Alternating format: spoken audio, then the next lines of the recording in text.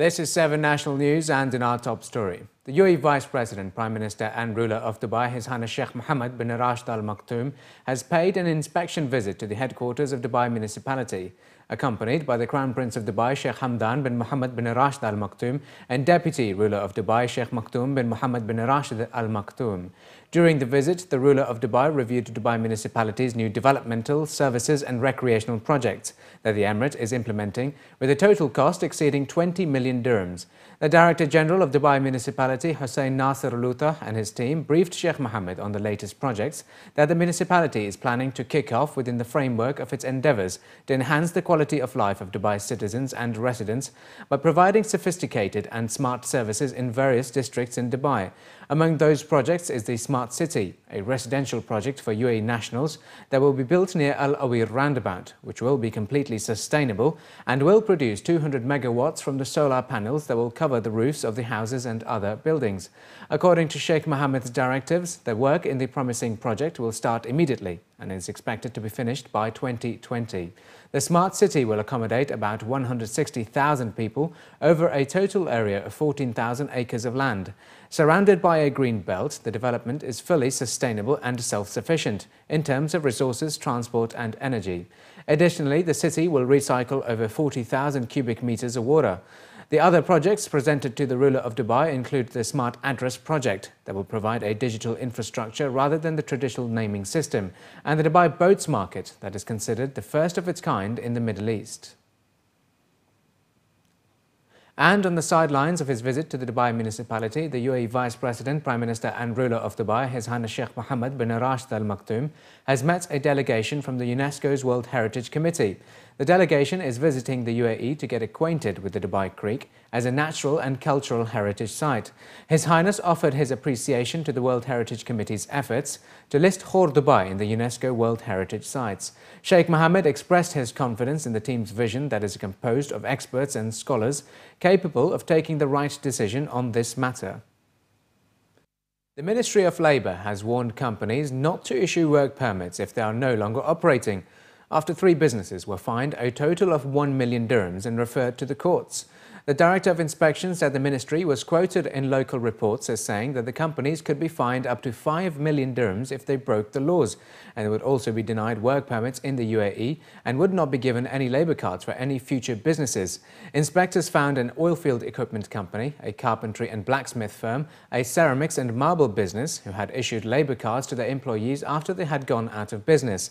The firms were fined between 200,000 to 450,000 dirhams each for the violations. Officials from the ministry stated that companies would be fined 50,000 dirhams for each employee to the maximum of 5 million dirhams, and urged workers who lost their jobs after the companies closed to change their status at the ministry, adding that employees should not hold labour cards of any defunct firm to avoid penalties. The UAE General Civil Aviation Authority has formed a committee which will soon chart out an implementation plan to address ways to curb the unlawful use of laser beam devices near airports. The authority has instructed the public to refrain from using laser devices around airports and towards aircraft and control towers, as they constitute a threat to the safety and security of passengers and ground crew.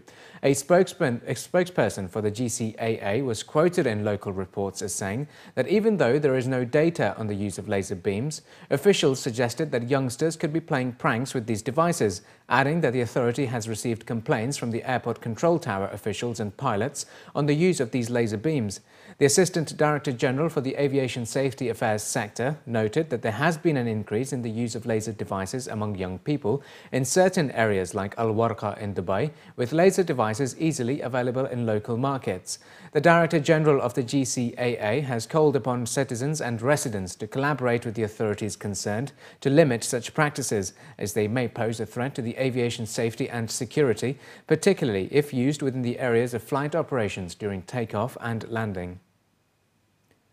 Dubai is currently home to one of the most luxurious super yachts, as the 22nd edition of the Dubai International Boat Show started today, with around 42 regional and global launches. Starting today, the luxurious maritime exhibition will be held until Saturday, the 8th of March, and features 430 boats valued at 1.8 billion dirhams. The event has seen a large participation of overseas companies alongside an exposure for UAE-based companies such as Victory Team, who have displayed the 31-feet police cat of the X-Cat Sports Series with a top speed of 90 knots at the UAE Pavilion. Organisers have said that Dubai is set to become the world's leisure maritime capital due to its marina facilities and infrastructure, which is evident in the range of boats and super yachts that have been put on display at the show, alongside increased international participation. Some maritime companies such as ART Marine and Sunseeker have announced launches targeting the regional market, as they regard the event as one of the top 5 boat shows around the world. Among the new launches was ART's Riva 68 Ego Super, as well as the 23 million dirhams worth 80-feet sport yacht by Sunseekers, which are hoping to find a new home in the region. The Dubai International Boat Show, we do consider as in the top 5. One, because it is in the emerging markets. It's in markets with great growth potential. A lot of people have come here to invest in the UAE. In particular in Dubai, but you also witnessed this in Abu Dhabi, of course. But it is the center. The Middle East is a very important market for us. Even whether it's clients bringing their boats here or taking them to Europe, we see a lot of clients, coming buying Sunseekers. It's a very top-end luxury product and something that is desirable and people want to own. So it's something that we're concentrating quite heavily on the Middle East at the moment, trying to make sure we've got good coverage here. We're supporting the local distributor here. We've got 2 representatives here from the factory. One of the main highlights of the show is the 88.5-metre-long super yacht Nirvana, built by OceanCo. It is being exhibited by Edmiston and is known as one of the longest super yachts, as well as the largest ever displayed at the exhibition. The 230 million euros worth is certainly a big attraction, with 2 helipads on the top deck, and has a range of 6,800 nautical miles, with a maximum speed of 19.5 knots. And the key thing we find is you need to take product to the clients, and that's why we've come here today and for this week with Nirvana. We feel that this market's got a lot to offer us, and Nirvana's one of the most sunny yachts on the market today, the largest and the most expensive, and we know that there's an excitement and interest in yachts in this region. The key thing is that any yacht of this size has a lot of luxury amenities. I mean, 10 years ago, a pool was a rarity, a cinema as well. Nowadays, it's expected of a yacht of this size, and it's an expectation both from our side as to what we should provide our clients, and also from the client side as to what they demand. The much-awaited Emirates Airline Festival of Literature opened today in Dubai. Now, in its 6th edition, it continues to be a celebration of written and spoken word, with 169 international writers, speakers and thinkers from over 40 countries attending the 5 days of literary festivities. At a media briefing earlier today, 4 of the renowned names in the world of literature and journalism shared their excitement in taking part at one of the world's leading literary festivals. Pam Ayres, Tim Rice and Lord Paddy Ashdown shared some of their thoughts about Dubai's growing literary scene and what the public can look forward to in the coming days. More than 30,000 visitors are expected to attend this year's festival, and the 200 events happening alongside it until the 8th of March. Festival director Isabel Abul Houl says this year's theme is metamorphosis, a recurrent theme in literature and the best way to describe Dubai, particularly its flourishing literary scene. In addition to the annual sessions with the writers and the vast array of books covering different genres up for purchase, the event has expanded the topics covered. It will also feature different activities catered to a variety of segments with a focus on children. We have an event on Friday evening at 8 o'clock. It's headed by Little Machine, who are a folk rock band, and they set poetry to modern music.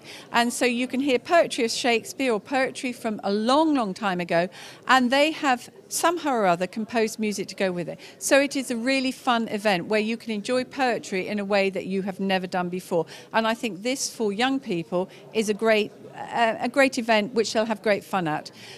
We have Literary Idol, which is similar to Pop Idol or Dragon's Den, in that people have submitted the beginning of their books or stories, would-be writers, and it's read out by an actor or actress, and then there's a panel of literary judges who will press the button if they've heard enough, and then they will comment. So it is a really live, happening event, and I think great fun.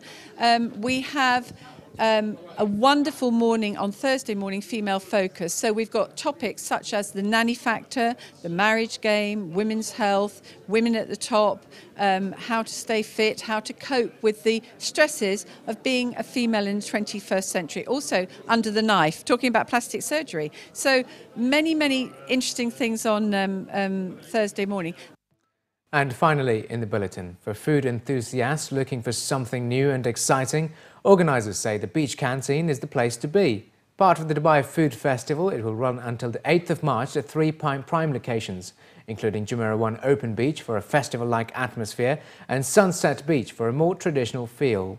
Meanwhile, the Kite Beach provides an energetic and creative vibe with graffiti art and table tennis on offer, as well as entertainment on the weekends. Built from refurbished, eco-friendly cargo containers, the restaurants offer a diverse range of cuisines at affordable prices. Residents say with the wonderful weather and the wide array of choices available, it is the new place to hang out with friends, chill out with the family and enjoy some great food. Among them are Dubai residents Ranjit Powell and Lauren Anderson. This isn't actually my first time here. I was here at lunchtime with a friend and we enjoyed it so much that I decided to bring the girls back this evening for a bit of dinner. And last Thursday we were at the beach canteen at Jumeirah Open Beach, and I think it's a great concept. I think it brings life to the beach, something else to do at the beach, and I think it should be all year round. It's completely different from most restaurants in Dubai. It's got good food, but it's casual at the same time. And how many other places in Dubai can you be on the beach and have such a great view and the sunset all while you're on the sand? I found out about the beach canteen on Dubai calendar, Dubai events calendar. It's very, very exciting. It's the first time I come here, but when I came, because we have a lot of outdoor restaurants in Dubai, but this is very different. 16 of the latest and most popular in dining that cover a wide range of cuisine choices are participating in the inaugural beach canteen. This includes coffeeol, extreme shawarma, gyolitsi, haduta masriya, salad dishes and sea view. Open for 10 days, the beach canteen features 16 pop-up restaurants showcasing Emirati, Egyptian, French, Italian, Japanese, Mexican and international dishes from 11 a.m. to 11 p.m. Within 2 days, this is just open.